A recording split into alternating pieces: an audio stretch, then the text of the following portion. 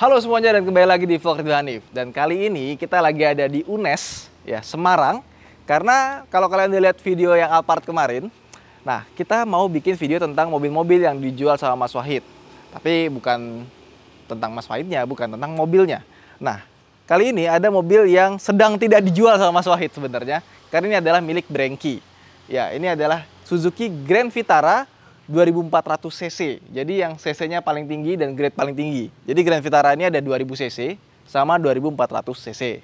Nah, kebetulan yang 2000 cc ini gue punya pengalaman cukup panjang lah ya, karena dulu pernah ada unit rental. Terus juga yang sewa kan kebetulan di Semarang juga. Jadi gue beberapa kali bolak-balik pakai Grand Vitara 2000 cc. Dan yang 2400 cc ini bedanya sebenarnya juga nggak banyak. Tapi kalau dari tenaga mesin jelas jauh beda. Ya, yang 2000 cc itu tenaganya itu agak lemot, sama kayak apa ya? Kayak Kijang Innova bensin kali ya. Nah, yang ini nggak kenceng juga, tapi lebih bertenaga. Cuma memang yang 2400 cc ini lebih boros dibandingkan dengan yang 2000 cc. Dimana yang 2000 cc itu juga nggak irit-irit juga. Nah, mobil ini waktu pertama kali keluar itu value for money-nya bagus banget. Iya, waktu itu ada zamannya CR-V, terus X-Trail ya, yang lagi ngetop-topnya. Ford juga ada tuh, Ford namanya Escape sama Mazda Tribute. Tapi ya Mazda lupakan aja. Kalau ada punya Escape kayaknya lucu juga buat kita bahas ya. Nah, waktu itu Suzuki bikin mobil, sebuah SUV yang di level sama, tapi harga lebih terjangkau dan fitur-fitur yang jauh lebih banyak.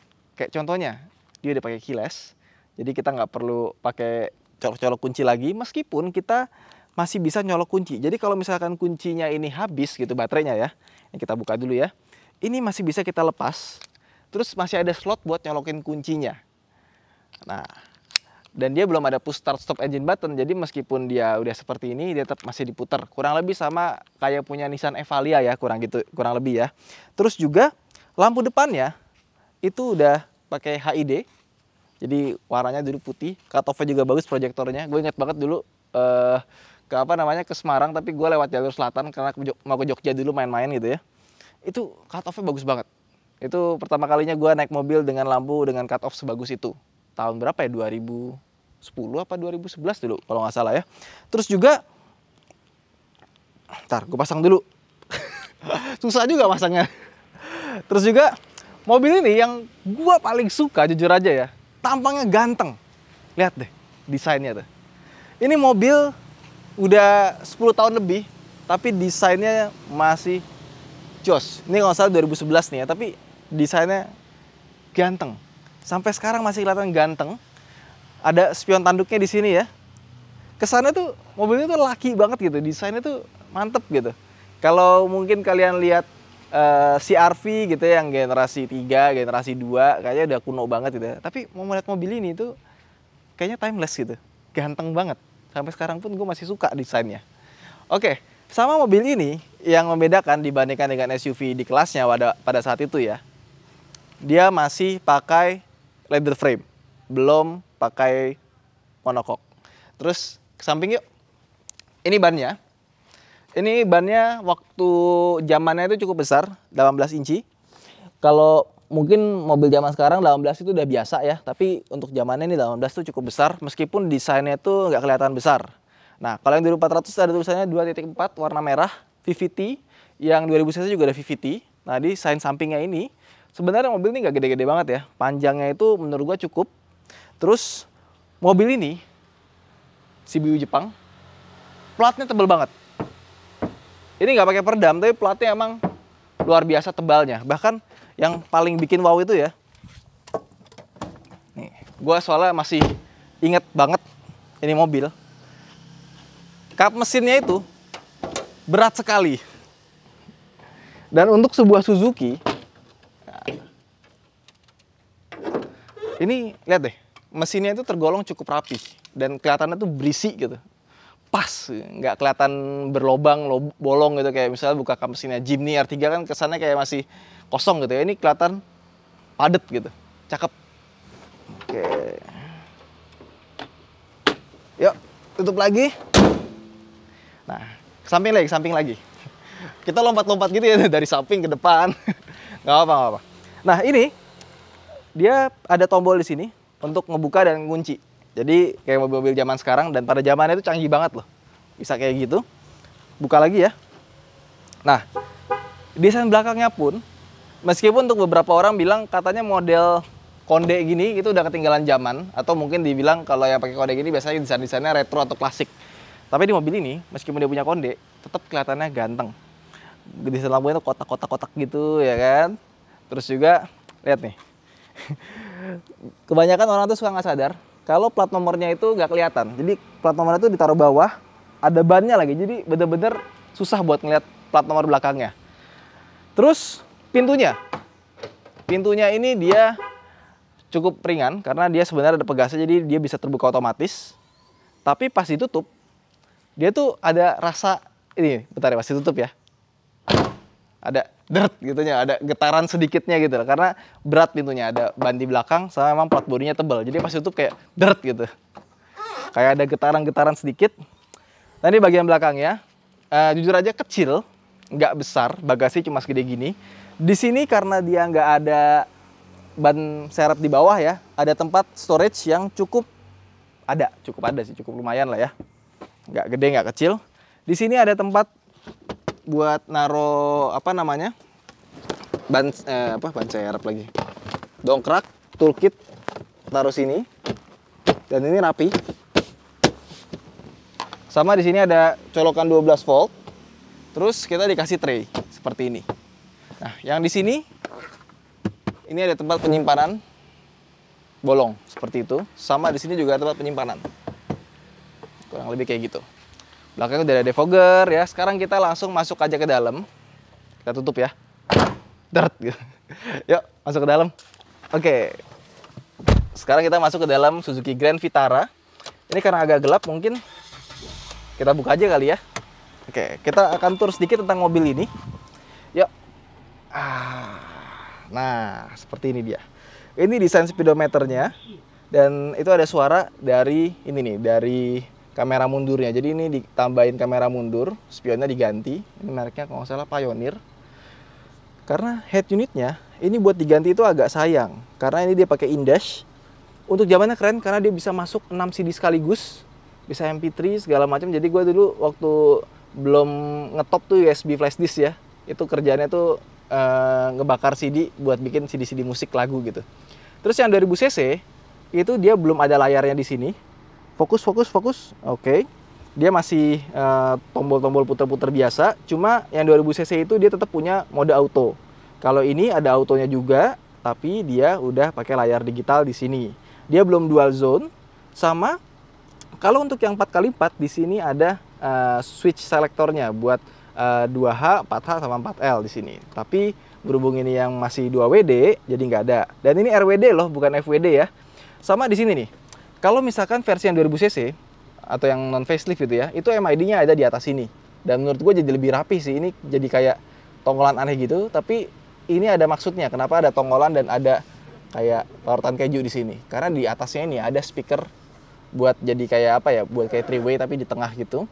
Sama MID-nya sekarang pindah ke sini. Tadinya itu ada di sini dan warnanya itu sama ya, merah begini. Ini merah ke oren-orenan gitu. Nah, speedometer ini sebenarnya sederhana banget, tapi menurut gua oke, desainnya bagus. MID-nya cukup lengkap ya. Ini kita pencet, di sini ada 2 tombol. Yang pertama, ini untuk ganti informasi-informasi di sini. Bisa mati. Yang di sebelah kiri itu untuk trip-tripnya. Oh, fokus. Tuh, trip yang sebelah kiri bawah ganti kan, ada temperatur. Nah, pokoknya begitulah. Nah, ini yang gue bilang tadi. Ininya kuncinya masih model diputer, dan ini bisa dimasukin kunci kecil tadi di lubang sininya. Lampunya dia sudah auto, dan pada zamannya ini hebat loh, lampu auto, setirnya kulit, dan ada steering switch control. Karena gue inget banget waktu itu CR-V generasi 3 tuh nggak ada steering switch controlnya. Fog lamp ada di sini. Itu bentuk door trimnya seperti ini ya. Ada kayu-kayu plastik, ini agak sedikit murah, tapi menurut gue sih oke. Sama tombol-tombolnya ini menurut gue agak-agak cheap sih, tapi sisanya sih oke. Terus ini desain speakernya itu dikasih lingkaran gitu ya, biar kelihatan lebih kokoh. Door pocketnya bisa buat naruh tempat minum. Dan di sini transmisinya ini masih sama ininya apa bentuknya ini ada wooden panelnya, plastik tapi ya seperti gue bilang rasanya agak murah. Wih, ada 100.000 loh. Nah, di sini ada colokan 12 volt. Di sini juga ada. Yang di sini ada tutupnya. Ini harusnya ada buat nyalain rokok gitu ya. Ntar kita matiin dulu yuk, AC-nya kecilin. Dingin banget soalnya. Ini tulisan AT Power atau mungkin bisa dibilang Sport Mode, tapi nggak begitu ngaruh banyak. Transmisinya, modelnya itu gate type shift, tapi entah kenapa rasanya tuh kalau punya Toyota tuh lebih gimana gitu ya. Ini agak sedikit ringkih rasanya, lebih kayak plastikan gitu. Dan hampir gue lupa, semua interior di sini itu plastik, nggak ada yang soft touch. Di sini ada tempat penyimpanan cukup luas. Terus di sini ada 2 buah cup holder. Rem tangannya model di tangan ya, bukan di kaki seperti CR-V generasi ketiga atau generasi kedua. Di sini ada tempat penyimpanan cukup kecil. Ini cukup empuk, tapi buat dijadiin tempat sandaran tangan ini agak susah. Di atas ini, wah, ada tong tol. Nah, ini ada kaca tapi tidak ada lampu. Di sini juga sama, ada kaca, tidak ada lampu. Oke, sama di sini nih agak sedikit ini ya, udah mulai patah ya. Sekarang kita ke belakang yuk. Nah, sekarang kita ke bagian belakangnya ya. Backlight nggak kalau ditutup lebih enak apa dibuka? Lebih enak ditutup ya. Oke, pertama dia ini sudah pakai jok kulit.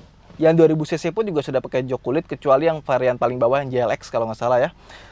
Kulitnya ini seperti Alphard yang tadi ya. Dia agak sedikit licin, jadi keras licin, bukan kulit yang bagus, tapi ini kulit asli. Sampai headrestnya ini pun juga kulit asli loh. Oh, ini enggak. Ini kombinasi ya. Jadi yang kena kulit ini dia pakai kulit asli, yang bagian sini belakangnya ini enggak. Oke, terus ini di sini ada cup holder 2 buah.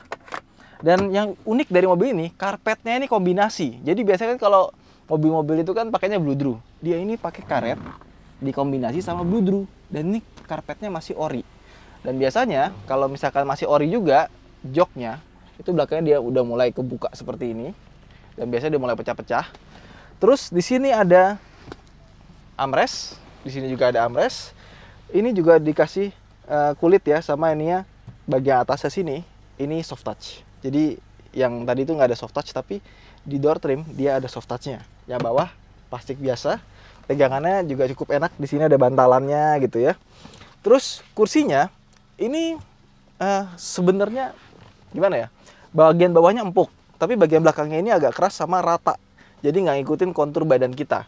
Tapi dia punya pengaturan reclining itu ada banyak, 1, 2, 3, 4. Ini yang paling rebah. Sama kita naikin ke atas jadi seperti ini. Ya kalau di belakang ini jujur aja nggak begitu enak dibandingkan dengan CR-V generasi 3, lebih enak generasi 3. Dari tadi gue kebanyakan compare karena waktu itu kita ada mobil rentalan ya, ada CR-V, ada Vitara, dan cukup sering dipakai gitu ya. Sekarang gimana soal kenyamanannya? Jujur aja mobil ini shock breakernya keras. Peredaman kabin lumayan. Terus handlingnya biasa aja. Kenapa? Karena ya dia masih leather frame. Dan biasanya kaki-kaki depannya itu kalau misalkan diganti itu agak lumayan mahal. Biasanya gantinya langsung 1 arm gitu ya. Agak gede. Dan audionya agak lumayan.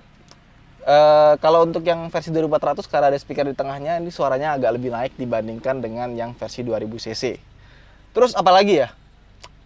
So far sih oke, nggak ada kendala mobil ini. Dan untuk servisnya agak lumayan dibandingkan dengan servis Suzuki lainnya. Sama hati-hati, oli itu harus benar-benar bagus kondisinya, karena satu unit itu ada yang pernah jebol. Karena katanya telat ganti oli waktu di Semarang ya. Ya, mobil ini sebenarnya buat gua ya, ini mobil yang banyak kenangannya. Dipakainya lumayan enak. Dan apa ya, gantengnya itu loh. Desainnya tuh gua suka banget. Sampai sekarang pun masih kelihatan wah gitu, nggak kelihatan kuno. Cuman sayangnya sampai sekarang itu nggak ada penggantinya Grand Vitara lagi di Indonesia.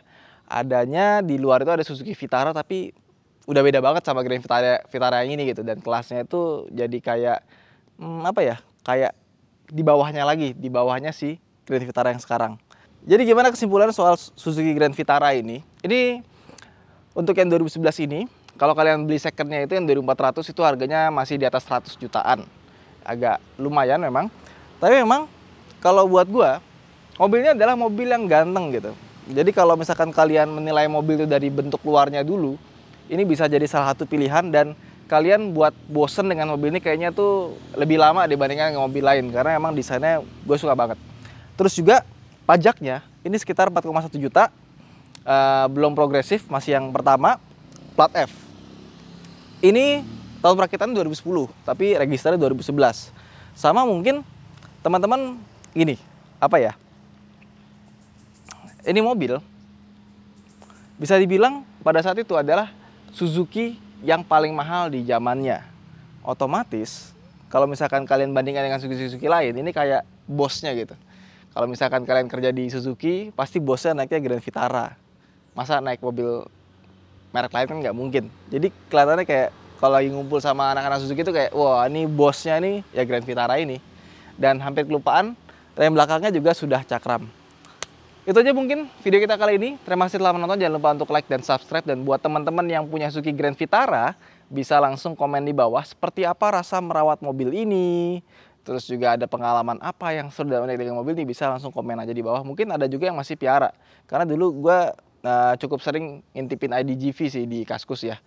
Itu aja mungkin. Terima kasih telah menonton. Sampai jumpa di vlog berikutnya. Bye!